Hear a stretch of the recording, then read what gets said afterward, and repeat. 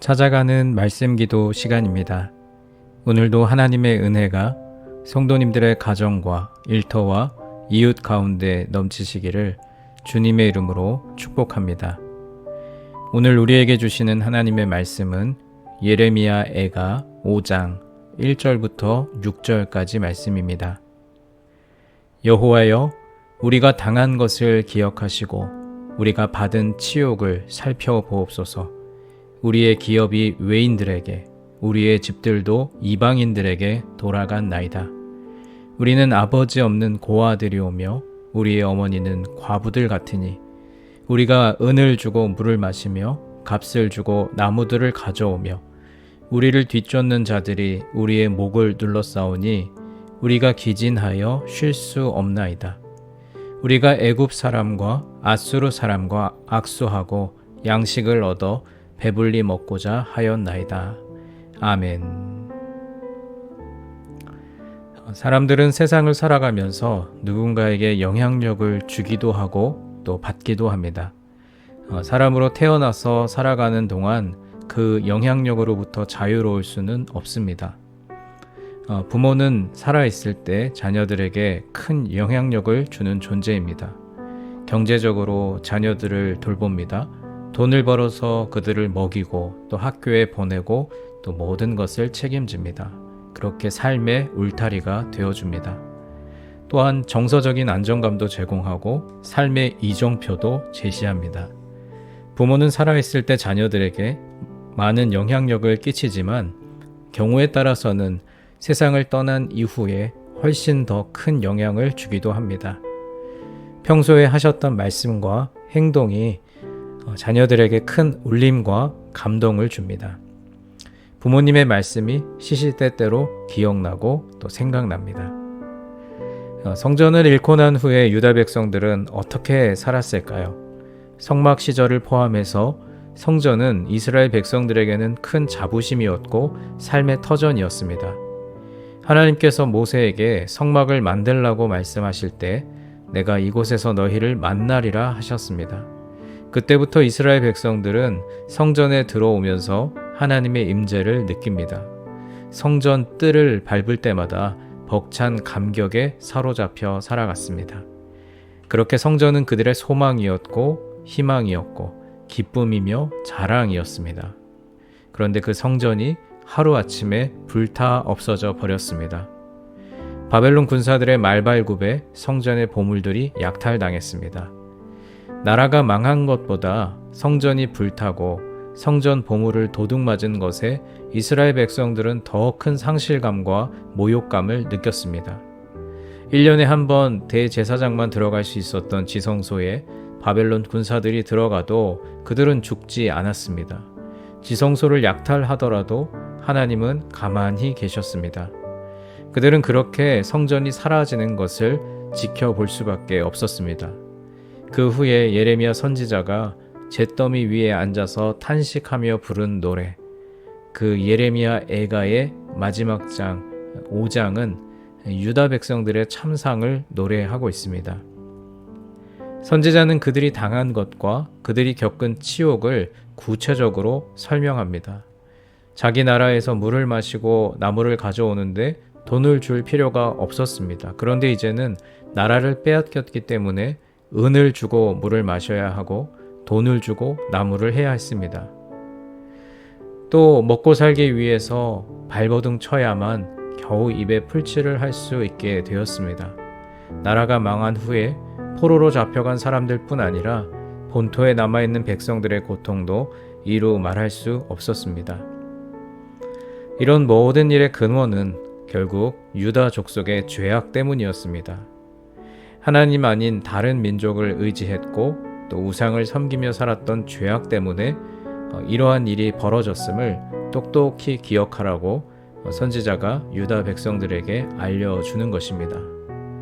그렇다면 성전이 사라지고 난 후에 그들은 이제 어떻게 살아야 할까요?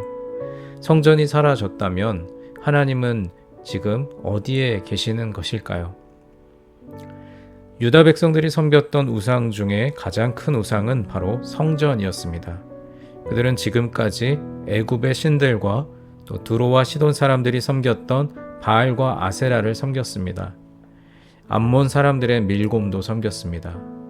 하나님께서 고통스러워 하셨고 그들의 우상 숭배를 가만히 두지 않겠다고 말씀하셨습니다. 그런데 그 우상 중에 가장 큰 우상이 바로 성전이었던 것입니다. 그들의 삶의 정결함도 돌아보지 않고 하나님 말씀대로 살지도 않은 채 성전에 오기만 하면 하나님이 우리의 죄를 사해해 주실 것이라고 생각했습니다. 성전에 피하기만 하면 안전할 것이라고 믿었습니다. 마음이 없는 거짓 행위의 위선은 성전을 가장 큰 우상으로 만들어 버렸습니다. 하나님은 눈에 보이는 성전보다 보이지 않는 믿음이 더 중요하다고 누차 말씀하셨지만 그들은 성전에 와서 11조를 내고 종교 행위를 하면서 자신들의 종교성을 채워갔습니다. 껍데기만 남은 성전은 이제 필요 없으니 불태워버리고 그 안에 있는 보물들도 가져가 버릴 것이라고 말씀하시고 그대로 실행하셨습니다. 하나님은 성전을 돌 하나도 돌 위에 남기지 않고 다 멸절시키셨습니다. 그제서야 유다 백성들은 깨닫습니다. 성전이 문제가 아니라 내 마음의 성전과 믿음이 무너졌던 것을 말이죠. 성전이 사라졌다고 해서 희망이 사라진 것이 아니고 성전이 불탔다고 해서 그들의 미래까지 불타버린 것이 아니었습니다. 오히려 하나님의 보좌는 더 높은 곳에 계시고 하나님은 인간이 지은 성전에 거하시는 것이 아니라 하늘이 하나님의 보좌가 되고 땅이 하나님의 발등상이 된다는 것을 깨달았습니다. 예레미야 선지자가 애가를 마치면서 진정으로 하고 싶었던 말이 바로 이것이었습니다. 하나님의 보좌가 영원히 있도다. 하나님의 보좌는 성전이 사라졌다고 해서 사라지는 것이 아니고 성전이 없는 바벨론 포로로 잡혀갔다고 해서 사라지는 것이 아니었습니다. 하나님은 여전히 우리와 함께 계시고 우리를 다스리고 계신다는 말을 하고 싶었던 것이죠. 주님께서 사랑하시는 여러분, 우리가 믿음 생활하면서 정말 조심해야 할 것은 눈에 보이는 것입니다. 눈에 보이는 것을 조심해야 합니다. 기독교 신앙은 본질적으로 보이지 않습니다. 하나님은 형상을 만들지 말라고 하셨고 보이는 것을 의지하지 말라고 하셨습니다. 보이는 것이 건물이든 물질이든 우리의 의지가 되지 못하고 우리의 구원이 되지 못합니다. 오로지 우리가 붙잡아야 할 것은 보이지 않는 하나님의 말씀입니다. 보이지 않는 하나님, 그분 한 분입니다. 하나님은 지금도 여전히 보좌에 자정하고 계셔서 우리를 다스리시고 영원히 우리의 왕이 되어 주십니다. 그 왕이신 하나님 한 분만을 의지하며 오늘도 믿음 가운데 힘차게 살아가시기를 주님의 이름으로 축원합니다. 이제 오늘 주신 말씀을 붙들고 함께 기도하겠습니다. 능력이신 하나님, 오늘도 보이지 않지만 여전히 살아 역사하시는 하나님의 능력을 의지하여 이 험한 세상에서 승리하도록 도와주옵소서. 보이지 않는 하나님께서 여전히 우리와 함께 하심을 믿고 보이는 것을 의지하지 않겠습니다. 그렇게 다짐하며 함께 기도하겠습니다.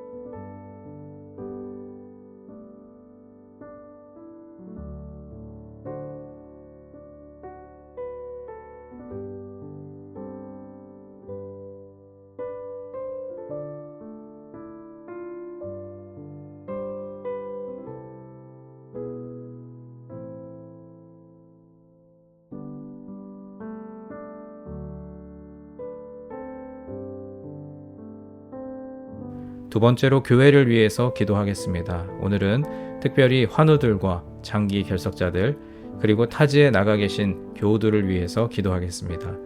주님, 유니온의 환우들과 여러 가지 사정으로 교회에 나오지 못하고 계시는 교우들을 축복하시어 그들의 마음과 육신이 날로 더욱 강건해지게 하옵소서.